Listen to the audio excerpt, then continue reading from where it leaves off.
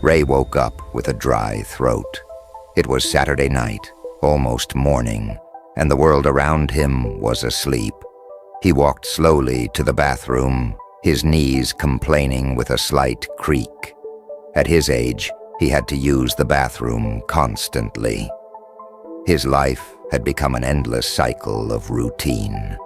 His marriage, once full of passion, was now nothing more than a practical arrangement. His wife saw him as a provider, someone who brought home a paycheck and nothing more. His kids didn't come by the house much. He was a construction worker who had dedicated his life to building buildings, while his own existence crumbled. The irony wasn't lost on him.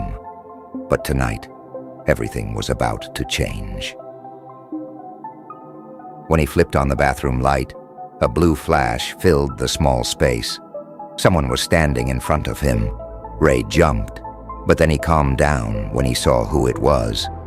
What he saw was a woman with blue skin and eyes that seemed to hold entire galaxies. She was imposing. She was beautiful.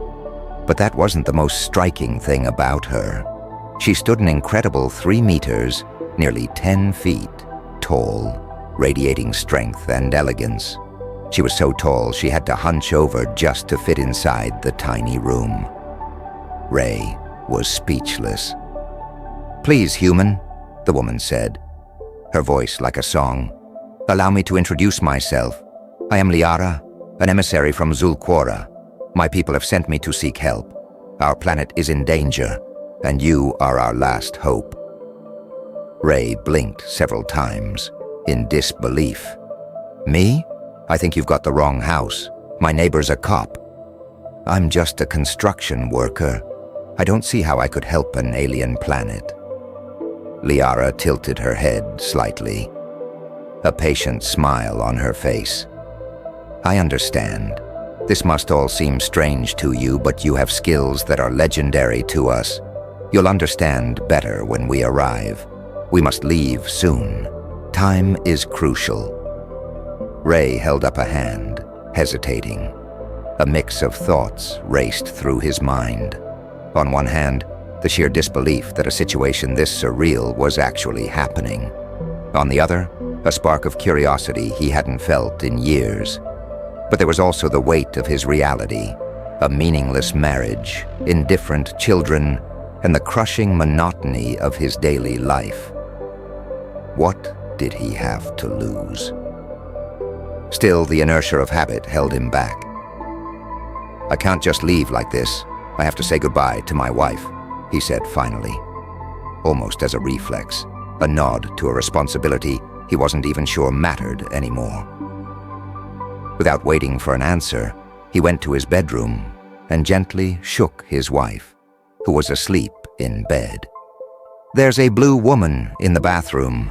She says I have to go to her planet. What should I do?"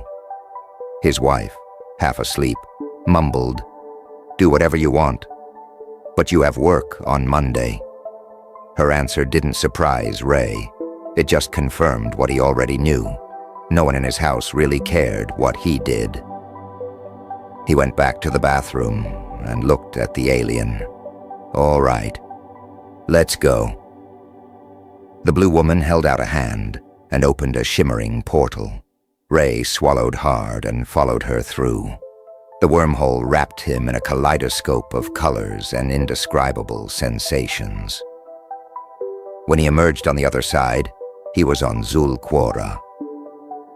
The sky was a shade of lavender, and enormous towers of crystal and metal rose toward the clouds. The first thing he noticed was that the gravity was different. It was much lighter. "What's going on?" he asked, amazed. "The gravity here is about 70% of your planet's," his guide explained. "That's one of the reasons we're so tall." Ray was impressed, but that wasn't the most important consequence of being on a planet with 70% of Earth's gravity. Ray felt it instantly. His body, used to Earth's heavy pull, now felt as light as a feather.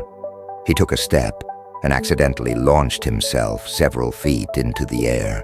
The feeling was liberating, as if a weight he'd carried his whole life had been lifted. In a way, he felt young again. In fact, it was more than that. In this low gravity, he was like a superman, able to leap several feet or lift massive structures. Around him, the women of the planet watched him with curiosity, some even giggling. The men, on the other hand, observed him with something like admiration. Every step he took, every move he made, seemed to spark a mix of fascination and respect. Ray was confused. Why is everyone looking at me like that? The blue woman smiled. You're a construction worker from Earth, Ray. On Zulquara, that makes you a legend. Your ability to handle colossal weights and work in dangerous conditions is worthy of a demigod to us. You can do things here that seem impossible.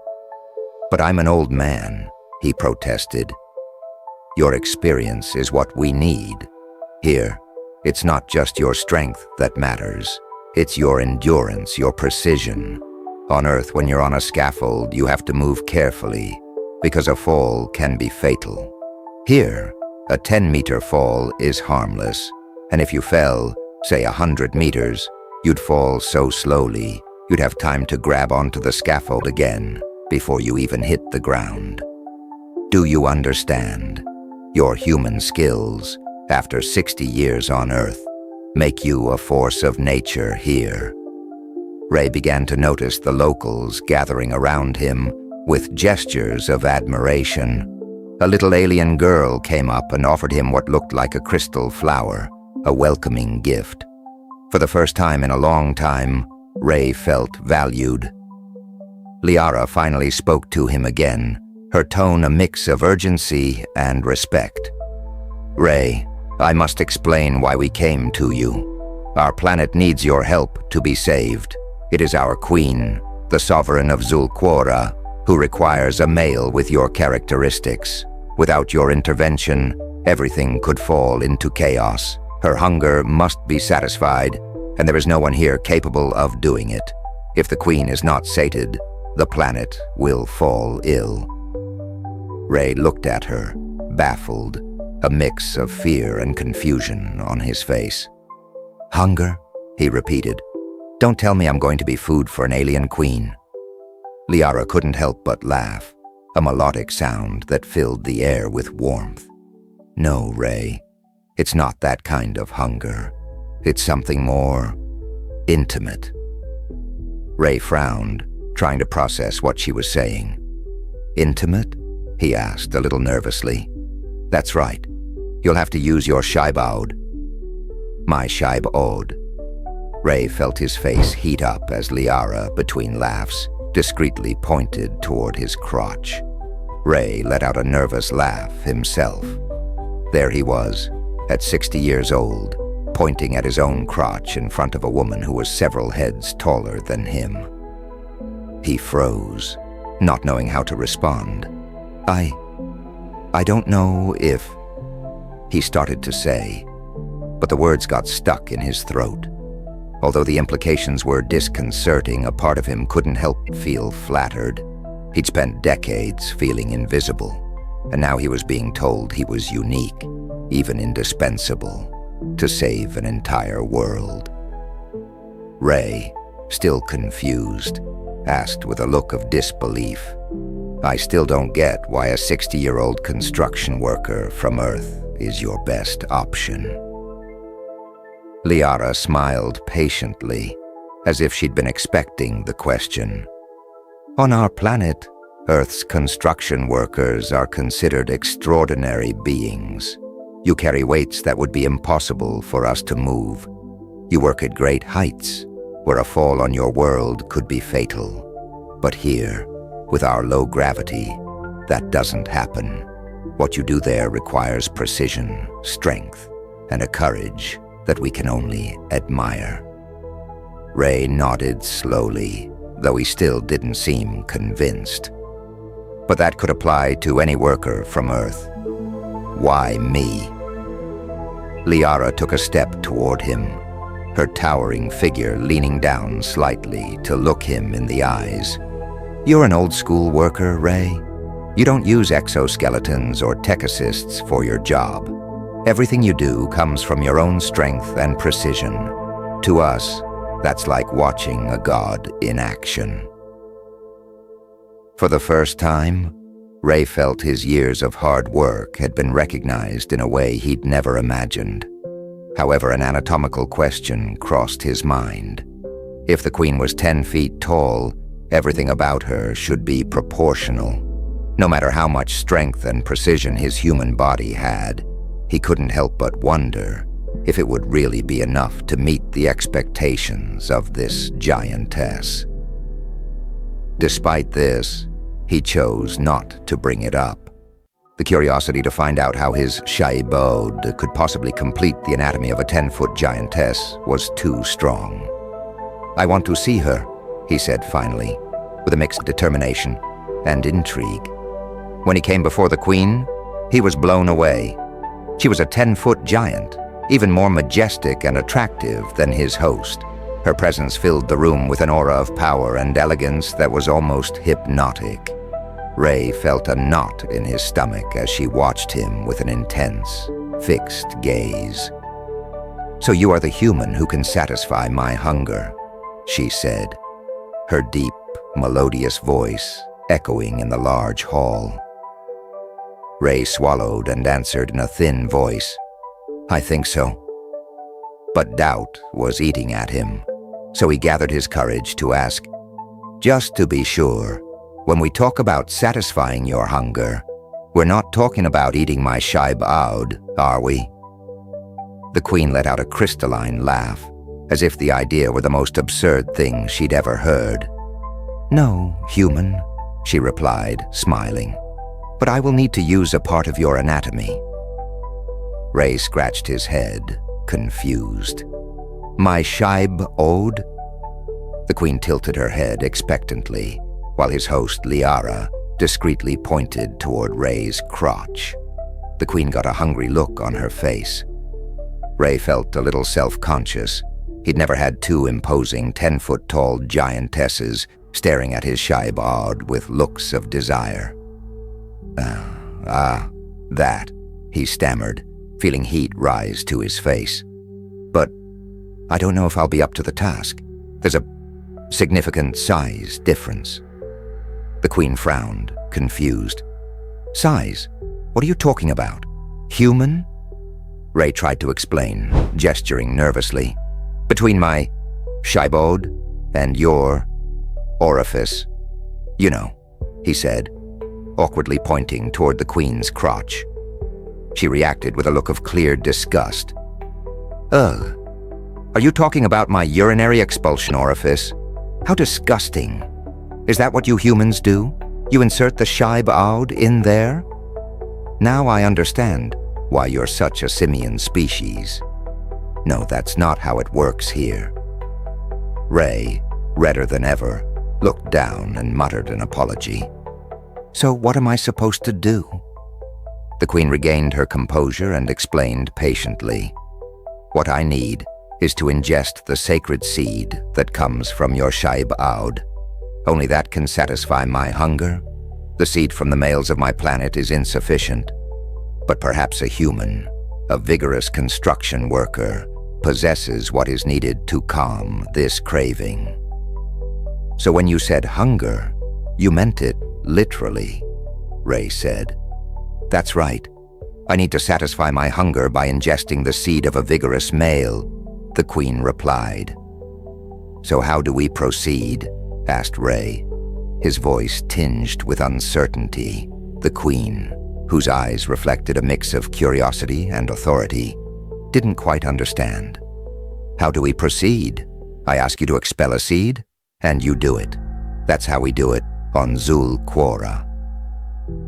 Ray sighed, realizing the intergalactic gap that separated them.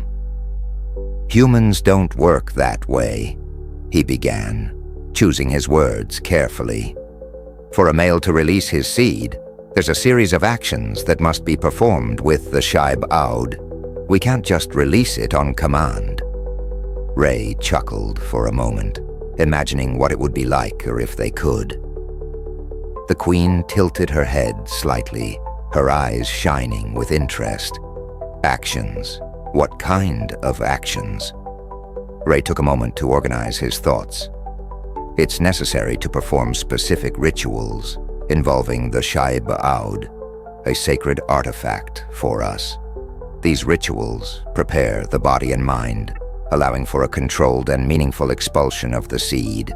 "How interesting," the Queen exclaimed.